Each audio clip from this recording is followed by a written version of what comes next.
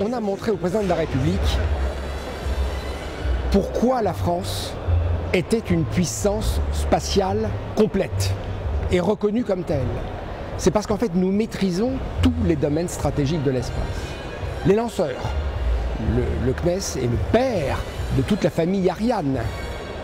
Ariane 1, 2, 3, 4, 5. Et déjà, à la demande du président, nous développons Ariane 6, la petite dernière, qui volera après 2020. Et puis nous sommes aussi dans le domaine de l'observation de la Terre maintenant, les pionniers. Nous sommes les pères de la famille Spot, les pères de la famille de satellites d'observation militaire Helios, mais aussi les pères des satellites de météorologie, Météosat, des satellites d'océanographie avec la NASA, qu'on appelle les Jason, nouvelle génération qu'on vient de lancer avec la NASA dans le cadre du programme d'investissement d'avenir qu'on appelle SWOT, qui donnera accès à l'eau continentale, c'est-à-dire l'eau douce, qu'aujourd'hui on ne connaît pas sur cette Terre, c'est un enjeu fondamental. Et puis les télécoms, où nous sommes à l'origine des satellites de télécoms civils et militaires. Et actuellement, nous travaillons pour doter l'industrie d'un surcroît de compétitivité de 30%. 30% de compétitivité en plus pour garder cette place qu'a l'industrie française, qui est de plus de 40% du marché mondial. Et puis il y a la science, dans laquelle nous sommes au premier rang, et la science tire tout le reste. Et puis il y a la défense, parce que l'espace est dual, et là nous sommes les maîtres d'ouvrage délégués de la délégation générale pour l'armement. Alors moi je lui ai fait faire la visite dans le centre, c'est-à-dire qu'on a été honoré de cette considération qu'on a eue par l'État en fait.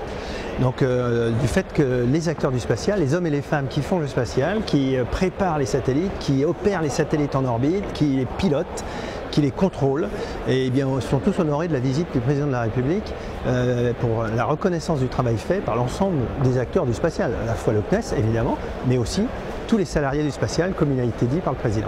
Le CNES a été fondé il y a 50 ans par le général de Gaulle pour donner la maîtrise de l'espace à la France, c'est-à-dire pour développer dans les laboratoires de recherche scientifique, dans les industries, les grandes et petites entreprises, toutes les compétences et tous les moyens nécessaires à cette maîtrise de l'espace.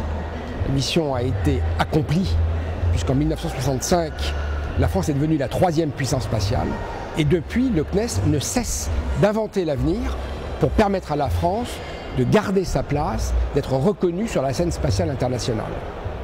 Notre rôle, c'est d'innover, d'apporter les solutions spatiales aux besoins qui aujourd'hui ne sont pas satisfaits par les solutions terrestres.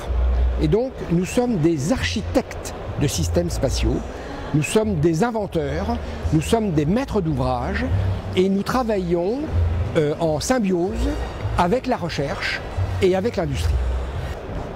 Pour le CNES, c'était un très grand honneur, une très grande fierté d'accueillir le président de la République ici au CNES Toulouse. C'est la première fois qu'un président de la République vient au CNES Toulouse.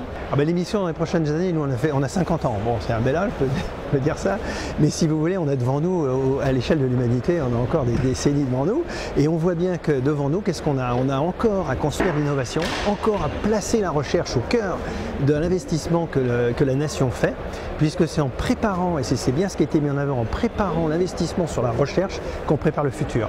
Et nous, on aura à préparer après-demain et encore après-demain, parce que le spatial va durer encore pendant des décennies.